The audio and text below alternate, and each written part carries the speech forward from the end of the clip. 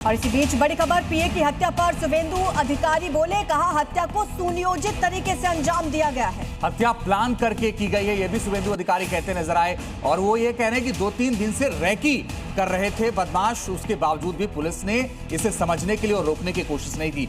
प्रमोद शर्मा हमारे साथ लगातार ग्राउंड जीरो पर हैं। प्रमोद, शुभेंदु अधिकारी आने वाले वक्त में मुख्यमंत्री का चेहरा है, कहा जा रहा कि वो मुख्यमंत्री बन जाएंगे। ऐसे में उनके पीए की हत्या हो जाना क्या ये बताता नहीं है कि पश्चिम बंगाल में कानून व्यवस्था ध्वस्त हो चुकी है? और ये अधिकारी कर क्या रहे हैं? जिले के एसपी क्या कर रहे हैं, डीजीपी क्या कर रहे हैं, डीआईजी क्या कर रहे हैं, कर क्या रहे हैं वहां पर?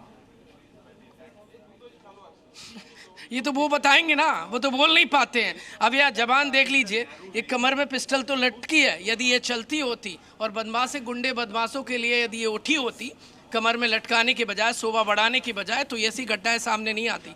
एक घटना ये तमाचा है पुलिस के मुंह पर, कानून व्यवस्था का माहौल है। बाकी स्टेट के उठा के देख लीजिए आप, इतने बड़े व्यक्ति के पीए को मार दिया गया सड़क पर, थाने से 1.5 किलोमीटर दूर। अब तक पता नहीं है तकरीबन घटना को कितना वक्त हो गया है, 12 घंटे से ज़्यादा के आसपास का वक्त हो गया, कोई अता पता नहीं है।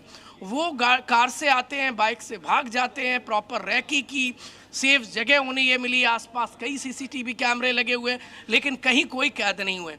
पुलिस अपनी इमेज नहीं बचा पा रही है। कहीं बम पकड़ा रहे हैं, कहीं बम फूट रहे हैं, कहीं लोगों को जिंदा मारा जा रहा है और अब गोलियों से भूना जा रहा है, कहीं जलाया जा रहा है। ये सब पश्चिम बंगाल में हो रहा है।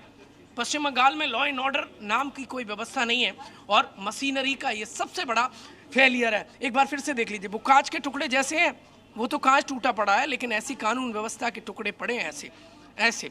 इसको संभालना होगा। आम जनता डर गई है क्योंकि वो समझ गई है कि यहाँ की पुलिस उनकी रक्षा नहीं कर पाएगी। अब ऐसे में जनता के बीच में भरोसा जगाने की बहुत बड़ी दरकार है। यदि इतने वीआईपी और बड़े लोगों की सड़क पर हत्या हो सकती है तो आम आदमी के क्या हालात होंगे? वो बोल नहीं सकता, वो बच नहीं सकता। ये व्यवस्था देख लीजिए आप। दूसरी तरफ जिस कार से हत्यारे आए थे वो सिलीगुड़ी का नंबर था। सुबह मैंने जब मैं उस कार को दिखा रहा था, यहाँ से उस कार को लेकर जब वो गए हैं तो उसमें कई चीजें मिली है। एफएसएल के फॉरेंसिक ने वो बिल्कुल। प्रमोद, आप बने रहिए, हम लौटेंगे आपके पास और भी आपसे जानकारी लेंगे। मगर ये कहा जा रहा है कि ऑस्ट्रेलियन ग्लॉक पिस्टल से गोली मारी गई है। सवाल यह है कि पिस्टल आखिर कहां से है? लेकिन पश्चिम बंगाल में बीजेपी नेता शुभेंदु अधिकारी की निजी सहायक की गोली मारकर हत्या कर दी गई। चंद्रनाथ रथ नाम बताया गया है उनका, और ये शहर में पूरे आग की तरह खबर फैल चुकी है। सोशल मीडिया पर वीडियो वायरल हो गया। पूरे देश में सवाल उठ रहे हैं कि आखिर कैसे इतने वरिष्ठ नेता के पीए की सरेराह हत्या कर दी जाती। जैसे ही शुभेंदु अधिकारी के पीए चंद्रनाथ रथ की मौत की खबर लोगों को टीवी और सोशल मीडिया के जरिए लगी, शहर में कोहराम मच गया। लोग उस अस्पताल की तरफ भागे जहां उन्हें लाया गया था। खूब नारेबाजी की गई।